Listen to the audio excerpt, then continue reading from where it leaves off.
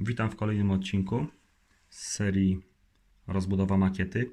W dzisiejszym odcinku pokażę Wam, jak wykonać projekt szablonów w AutoCADzie i pokażemy w późniejszej części także, jak wykonuję podkłady z korka pod tory, jako podtorze.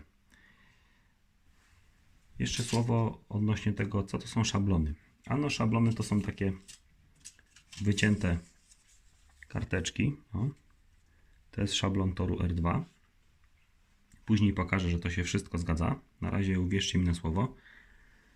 Do czego te szablony? Ano, do tego, żeby nie wydawać ani złotówki na tory, zanim się dokładnie nie przymierzy, żeby sobie można było sprawdzić, czy się wszystko zmieści na makiecie, czy gdzieś nie będzie jakichś kolizji, dziwnych przejść między torami, żeby wszystko było tak jak potrzeba. Dobrym przykładem wykorzystania szablonów do kolizji jest na przykład takie miejsce tutaj na makiecie, które pokażę. O, chodzi mi tutaj o ten łuk. Tutaj mamy mniej więcej 2 cm do ściany. I dzięki szablonom w zasadzie pomyliłem się tylko o 3 czy może 4 mm.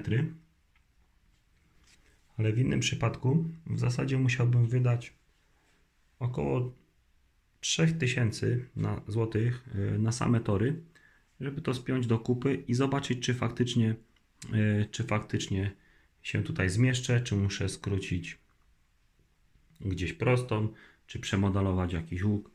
A tak bez większych problemów, naprawdę z dosyć dużą dokładnością, jak się jeszcze powycina dosyć dobrze te szablony, można było sobie rozplanować.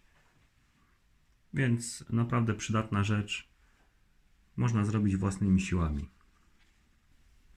Więc zapraszam do AutoCADa, zerkniemy sobie, jak wygląda tworzenie takich szablonów od podstaw. Tak jak wcześniej wspomniałem, pokażę, w jaki sposób zostały wykonane szablony. Szablony zostały wykonane w AutoCADzie ładnych kilka lat temu, stąd nie pokazuję w oryginalnym AutoCADzie, tylko w TrueViewer. Nie mam aktualnie zainstalowanego AutoCADa, ale tutaj będziemy mogli dokładnie zobaczyć, jak powstawały te szablony. Zmierzmy sobie na szybko. O. Mamy szerokość 40 mm i promień 908 zewnętrzny i 868. To, jak sobie dodamy wymiar 908 i 868 i podzielimy na 2, to nam dokładnie wyjdzie. Ja teraz przeniosę się do skarmu. To było R10, tak, R10. Zobaczmy sobie, jaki ma wymiar. Promień 888. Promień ma 888 i wracamy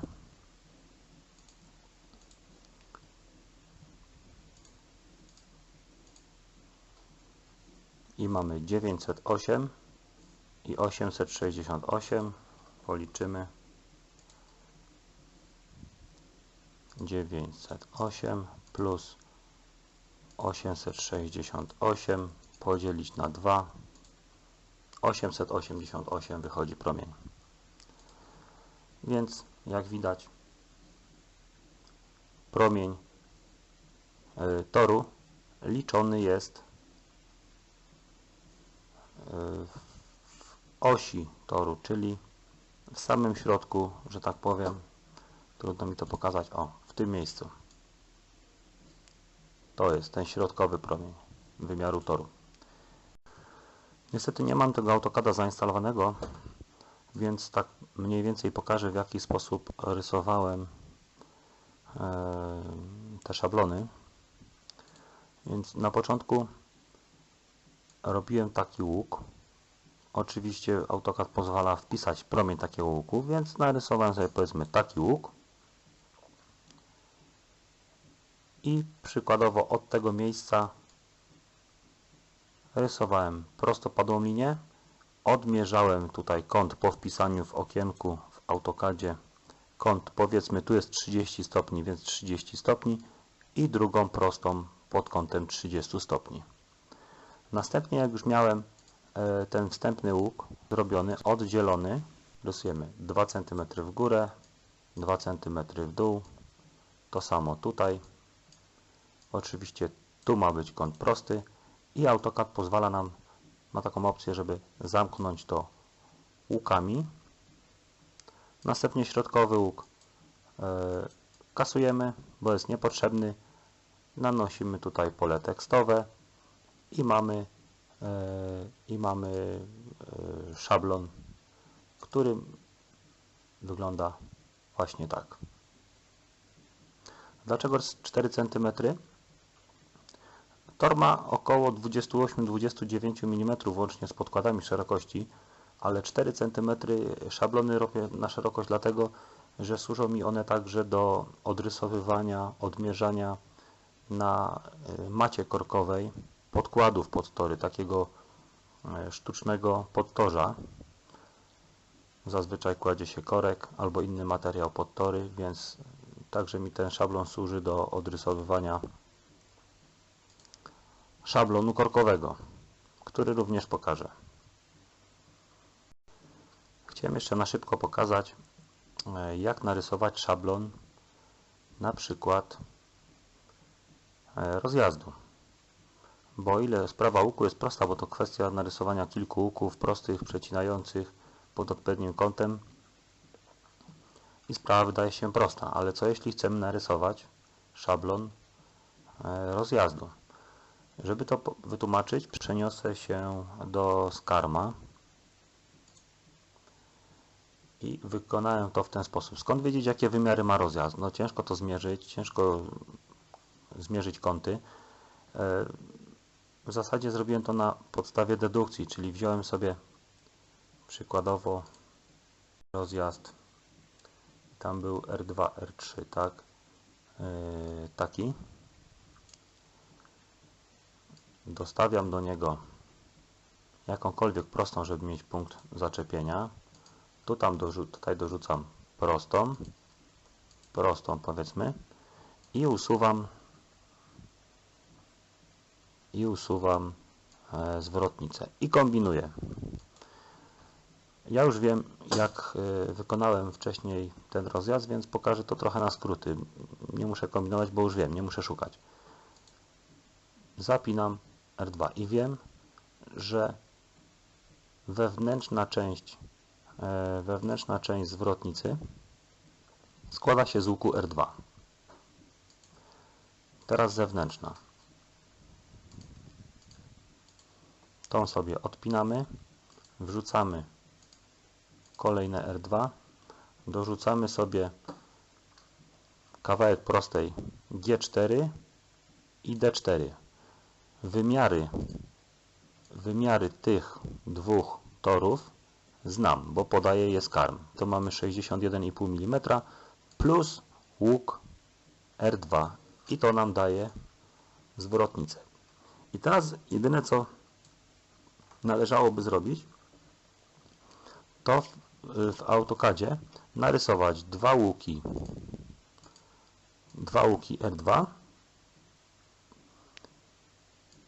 i proste G4 i łącznik D4. Oczywiście tu już mam przygotowany, tutaj mam G4,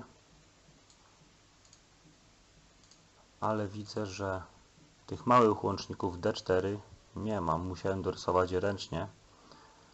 Aczkolwiek pokrótce mówiąc, reasumując, łączymy te dwa łuki, wszystkie łączniki, że tak powiem, do kupy i program pozwala na to, żeby połączyć wszystkie te elementy jedną krawędzią i wtedy sam program dokładnie połączy według tej krawędzi wszystkie te figury, które narysowaliśmy, tak to można nazwać. Jeżeli chodzi o zwrotnicę lustrzaną, czyli BWR2, Sprawa jest banalna. Po prostu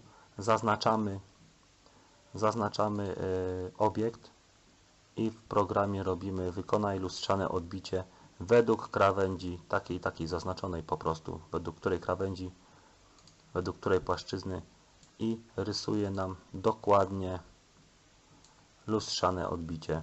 Jedynie zmieniłem opis. Dobrze, to tak wygląda pokrótce sprawa zwrotnic. Jeżeli chodzi o zwrotnicę na przykład WL15, robi się dokładnie tak samo. Jak widać po wymiarze 230 ma ta prosta w rozjeździe. Możemy sobie to sprawdzić. 230 to jest prosta G1 i do tego najprawdopodobniej będzie, już widzę po łuku, bo tu dużo możliwości za bardzo nie ma, pewnie będzie to R10, tak, to będzie R10 na pewno, więc sama zwrotnica WL15 powstała przez połączenie szablonu R10 i prostej G1. Kiedy już wiemy, jak wykonać szablony, pasowałoby je przenieść na papier. Do tego celu stworzyłem sobie zakładki, gdzie przyszykowałem sobie każdy tor, każdą zwrotnicę w osobnej zakładce, na przykład w jedynce, tak jak mi się mieści na papierze. To jest przyszykowane do wydruku w skali właśnie, więc jak wydrukuję to na papierze A4, w tej skali, którą sobie tutaj ustawiłem w AutoCadzie, to wydruk będzie idealny z rzeczywistością, czyli promień będzie zachowany, wymiary to będzie 4 cm, to będzie 4 cm, nic tu nie zostanie zmienione. I tutaj mamy na przykład w pierwszej warstwie R6 i R9, tak sobie upchałem, żeby to jakoś nie marnować papieru. Kolejna warstwa mamy R6, R9, no, druga taka sama warstwa, no nieważne, R3 jakoś tam upchane, R4, R5, tutaj mamy proste, o, tutaj mamy zwrotnicę jedną i kawałek drugiej, to nie szkodzi. O, tutaj jeszcze nie wspomniałem o jednej rzeczy, są szablony, które nie mieszczą się na A4, więc dorysowałem sobie taką, powiedzmy, wirtualną linię w zasadzie w dowolnym miejscu i wystarczy tylko wydrukować jedną część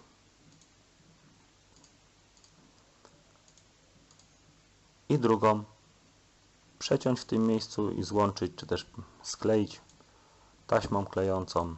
O, pierwsza część rozjazdu angielskiego, druga i ta sama sytuacja z wymiarami większymi niż A4. To F5, F6 to są takie moje wirtualne szablony elementów, flexów, które gdzieś tam potrzebowałem dociąć, a wiedziałem, jaki będzie wymiar, więc mogłem sobie zrobić szablon flexa, czyli niestandardowy. To jest takie moje wewnętrzne oznaczenie. Kiedyś do tego wrócę, jak będę omawiał, jak będę robił serię odcinków o budowie starej makiety, jak powstała, po co, co i dlaczego. Także jeżeli chodzi o szablony, to chyba na tyle. Wystarczy wydrukować, wyciąć i można sprawdzać. To widzimy się na makiecie. Teraz pokażę, jak wycinam taki szablon na korku. Sprawa wydaje się banalna. Otóż przymierzam sobie szablon do korka, odrysowuję cienkopisem, bo ołówkiem to trochę słabo wychodzi. Mniej więcej odrysowuję, musi być dokładnie, aż tak bardzo. Korek i tak się dopasuje.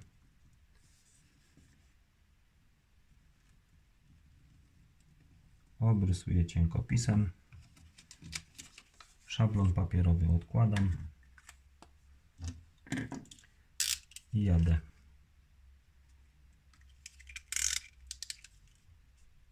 i jadę. Mniej więcej po linii wycinam sobie szablon.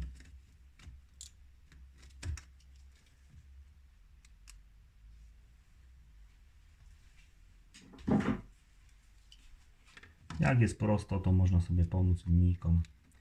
Jest wygodniej, szybciej, sprawniej. Tu też sobie odetnę, bo ten fragment już i tak mi się do niczego nie przyda. Tutaj jeszcze delikatnie poprawię. O. I z drugiej strony mniej więcej łuk. Dlaczego mniej więcej, zaraz powiem. Tutaj robimy sobie oznaczenie R2. Na drugiej stronie też R2. Dlaczego na drugiej stronie?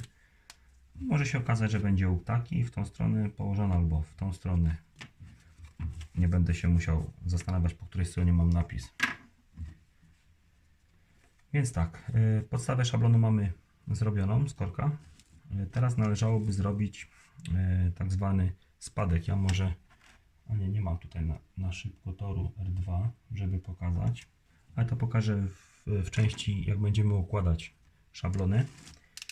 Robię staram się pod kątem 45 stopni, robię taki jakby skos. O.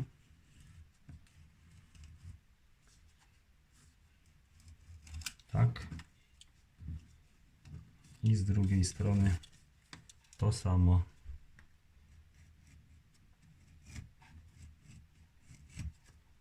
To samo. Oczywiście to nie musi być idealnie równe, zaraz powiem, po co to jest.